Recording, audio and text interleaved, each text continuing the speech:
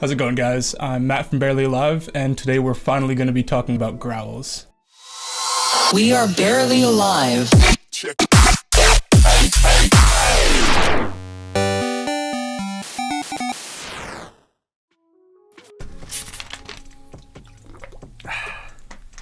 Man, guys, I don't even know where to start with this topic. This is without a doubt our most requested topic, and the one that's probably the hardest for me to structure a video on. I guess a good place to start as any would be kind of the origins of what a growl is and kind of where it came from. So I guess let's start there. A growl to me is a really mid-heavy synth that features an extremely prevalent vowel, and it almost sounds human or like a large animal sort of growling. The first songs that I really ever heard that featured a sound like this would be some Noisia songs like this one. Respaces like this were used really commonly in drum and bass by the likes of Noisia, obviously, Spore, E1, Calyx and TV, just a bunch of artists that made really aggressive sounds that for me personally were the inspiration for a lot of the sound design in my earlier music. Techniques that were used to make these sounds like filtering and heavy distortion and detuning would be used really extensively to make the more modern growl sounds that we hear today. Yeah, you guys knew we had to talk about him, right? You really can't talk about modern growl sounds without talking about the man himself. Good old Sonny Moore.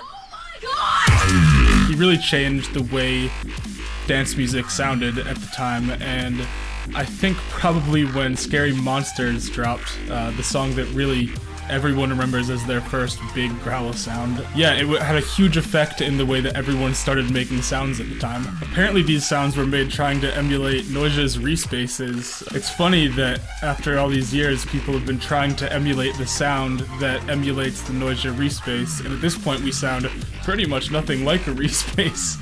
The sounds from this song really inspired a whole new wave of music producers, with the likes of Kill the Noise, Feed Me, Knife Party, Zomboy, us. Everyone to varying degrees of success were kind of making these sounds, and I think that along the way we all kind of developed interesting techniques for making these sounds. The point of this video is to show you guys the techniques that Willie and I have developed to get our sounds to be as aggressive and growly as this original inspiration of really the Scary Monsters and Nice Sprites growl when it boils down to it. Just about every single time I make a growl, I make it in a different way, or try to make it in a way that is an evolution of the last time I was making a growl. So I'm gonna try to kind of distill down what goes through my head when I start making a sound. The first step to my approach to growls is I really want to start with a nice waveform that's going into my effects chain. To look at kind of what I look for in a waveform, we're actually going to take a sample that I made just a couple minutes ago and sort of dissect it. This is a sample of me burping, but I actually think it does a really good job illustrating what we will be trying to find in a waveform. The first thing that I notice about this waveform is that aside from the fundamental frequency, which is just the note that the actual sound is playing, there are really strong, clear harmonics, and that's represented by these waves that go up and down here. These harmonics that are added, which we'll call the formants, because that's what they are, these are added through the effects chain. So to think about what we want to go into our effects chain, we're going to have to think about the sound that we're looking at without any of those formants. What information can we glean from this waveform aside from the actual formant? Well, for me, I see that at the beginning of this waveform, there's tons of high frequency content. And as kind of the waveform goes on, it starts to sort of taper off till towards the end there's barely any high frequencies at all. This indicates that in our search for the perfect starting waveform, we're looking for a sound that has a lot of content towards the beginning of the waveform. The reason we want more content towards the beginning of the waveform is when we add an EQ to it, the resonance will be able to fill up the rest of the waveform that clicky sound isn't occupying. Alright, let's have a quick quiz. Out of these waveforms, which one do you think will have the most content towards the beginning of the waveform? Is going to be A, a sine wave, B, a triangle wave, C, a square wave, or D, a saw wave? I'll give you 5 seconds to answer. For those of you that answered D, good job, guys. you guys get a prize. To be fair, any of these waveforms could really be used to make a growl, but I find that waves that have the information kind of jammed towards the front of the wavelength, I think those tend to make the best growl sounds when you push them through the effect chain that we're going to talk about. And the easiest way to really accomplish this is going to be with the bend plus in Serum, or alternatively the bend minus in Serum. And these are just going to take the content of this wavelength and push it towards the beginning or end. That's going to be the first step for making a growl for me, is choosing a waveform that has a strong transient. After we've got a nice waveform to start out with, the next step is actually pretty simple. It's just going to be filtering. Willie and I have generally used the Ableton filter under the 24 decibel setting, but really any filter can be good with this. I've seen tons of people use Volcano and I've used it as well, but I always find myself coming back to the Ableton filter. Step 3 is probably the hardest step to describe, and I feel like the best place to start describing it would be to talk about the Ableton effect called OTT, which I'm sure that everyone watching this video has heard of. So to describe OTT basically and kind of what it is, it's a multiband compression effect within Ableton and also a VST as well, made by Xfer. And what it does is it takes sounds in 3 bands, and if they are too quiet, it turns them up, and if they're too loud, it turns them down. So what this can do is if there's almost no sound within one of these bands, it can pull it all the way up to being audible, and if there's a really loud sound, it can push it down right to the center. So basically it's taking all of the sounds within 3 bands and compressing them down into a little chunk in the center of the amplitude range. To demonstrate how and why OTT is so important for this step, we're going to go into Ableton and actually do a little bit of a demonstration. All I've done is I've made a saw wave in Serum and layered in some noise that's almost inaudible. And what we're going to do is open up an oscilloscope so you guys can see what happens to the waveform. So you can see right here, all we have is just a normal saw wave. And I want to show the importance of OTT by turning it on, and you can see what actually happens to this waveform. So here it goes. So a lot of things have changed here. It's changed entirely what the bass looks like, but I think most importantly, and what we're looking for OTT to do in this situation, is making the noise much, much louder. So all of this noise, the white noise in the background, is now much more in the forefront of the mix. And I'll let you hear it a little bit more. Here's with, without, with, and without again. Keeping in mind what we just learned about OTT, the objective of step 3 is going to be to add noise to get pulled out in the OTT in step 4. There are so many different effects you can use for this step. Personally, I like to use homicide a lot, but you also see people using things like Corpus or the frequency shifter for a more high-end gritty sound. You know, originally the filter within Ableton wasn't very good, the older filter for I think it was Ableton 8 and 9, and you didn't have to put any effects into step 3, and the filter had a white noise kind of built into it, and that would get pulled out by OTT as well. But really what you want to have from step 3 is just some noise that's kind of quiet and derived from the sound that's being created by the filter. And this noise that you add from these effects can get pulled out by the OTT because the sound after the filter itself has almost no high end. Before moving on to step 4, let's actually just hop into Ableton really quick and see what these different effects sound like. So let me get rid of all these effects really quick.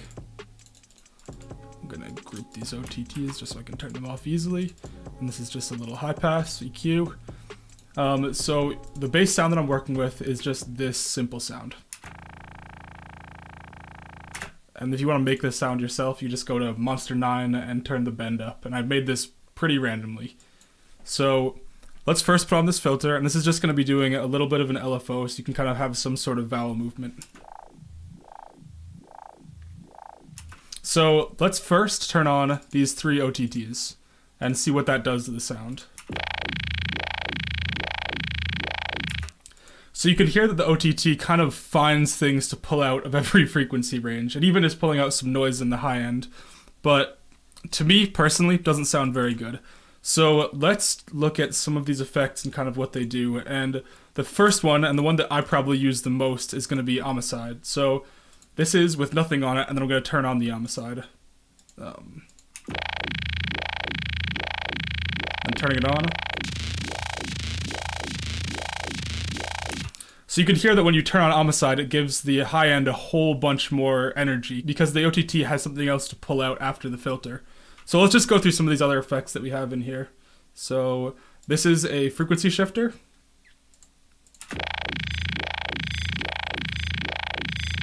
And you can hear this kind of adds some interesting, almost like redux sort of noise in the high end. And then this is one that I don't think many people know about that much, but it's one that we used for so many growls, especially in our Odyssey album. But here's the way this one sounds.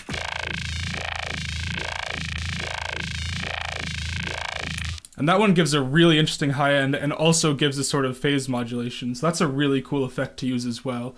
But basically our objective here is just to find different effects that you can kind of add a high end that can be pulled out by OTT. Step 4 is the easiest step of all of them. It's just going to be OTT. We use 3 OTTs because that seems to be kind of the sweet spot for OTT, where each one of those is doing a useful amount of compression, but anything over 3 seems to have a diminishing return. This last step is probably the step that's the most open-ended, and I think it's the one aside from step 3 where you can really start to breathe your own sound into it. It's gonna be kind of vague, so step 5 is just add more effects. These can be to achieve a more stereo wide growl, it can be to achieve a more vowel-y growl with more EQs. Phasers are fantastic. We've used them a ton. Lots of people put phasers on their growls. Flangers, anything. This is just where you want to kind of personalize your sound and even create a sort of signature sound. I'm going to open up a project file in a while that I haven't opened up in a really long time, but before I do that, let's just go over these steps one more time. Step 1 is going to be with your synthesizer, you want to have a waveform that is using a wavetable that has a wavelength with a very strong transient right at the beginning. Step 2 is just going to be to add a filter. Step 3 is to add effects onto the sound after the filter that with the OTT that follows will get pulled out. Step 4 is 3 OTTs. And step 5 is to add more effects to taste. So there you have it. There's kind of my way of thinking when I go about making a growl. And obviously this changes pretty often, but these are kind of the core concepts that I take when I approach every single sound. The last thing that I do before I finish up this tutorial is I want to go through an old project file, and this is probably not a lot of people's favorite song or anything, but this EP was probably the first time that I ever felt like we were making sounds that were both good and original, and I think they're kind of good to go over because it follows a very similar formula to the one that we just talked about. The project that we're going to be looking at is called Lasers Up from our Fiber Optic EP, and specifically there's one sound in the second drop that I want to talk about. So let's just give this a quick listen. It's been actually a really long time.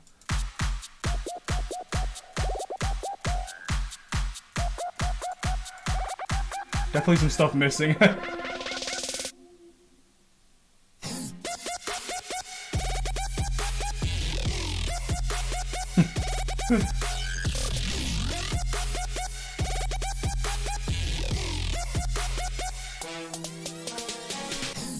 Yeah, I always really liked this song. But the song that I really, the sound in this drop that I really wanted to focus on was this one growl right here. And this is, I think this is the first time we ever called a track Crazy Growls. I think it's when we were first starting to feel kind of proud about these sounds. But let's just isolate this growl real quick. So, I liked this sound. It was the first time where we were starting to make sounds that really stuck out in the mix. They were very mid-heavy, and they were kind of our own. Let's look at this effects chain, and we can kind of compare it to what we just talked about. So, we have Massive, and all that Massive is literally just one saw wave. And after that, we have the old filter, because I haven't upgraded it yet. And this filter has a pretty high resonance, and it's just doing some automating. So let's turn all these other effects off, kind of. So obviously there's not much going on in that sound at the high end. Just a filter on a saw wave, basically. So this EQ, I think that I remember putting this here because when the filter would go down, I didn't want it to hit the saturator that hard, because when it hit the low end saturation, it would make a really weird sound, in my opinion. It's a sound that I ended up liking now, but the main effect on this is going to be the saturator. And it sounds like an acid bass, but when we put these OTTs on it, it starts to pull out the harmonics that are being distorted from this auto filter. So you can hear it now. It totally flattens it out, and it makes it have a really nice characteristic, in my opinion. Very mid-heavy and plasticky. So step 5 in this would be adding more effects, and for this we added a chorus. This is something we did all the time with these effects. Just a tiny little bit of rate and amount and fully wet, and this makes it a lot more wide, and also it kind of flattens out that really harsh transient from the saw wave. Another thing that we did almost on every single sound was a phaser, and this phaser is also doing some modulation. And this is just to kind of change the vowel and give it some more unique characteristics. And likewise, we have a high pass on this. This is because we do the subs on a different track, so just want to get rid of the low end that's pulled out by the OTT here.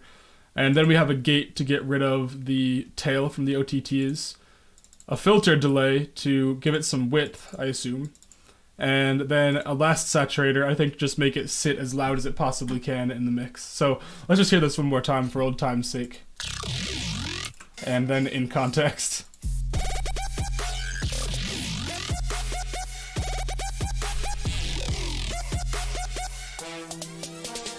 Okay guys, so that's it for this first Growl tutorial. I just wanted to go over some kind of basics for making sounds like this. And in the future I'll be going over some exact walkthroughs of sounds that you guys want to see me walk through. So thanks for watching, and if you like content like this, feel free to support us on Patreon. We're offering a ton of really cool things there. And that's it. Goodbye. Thank you for trying this demo.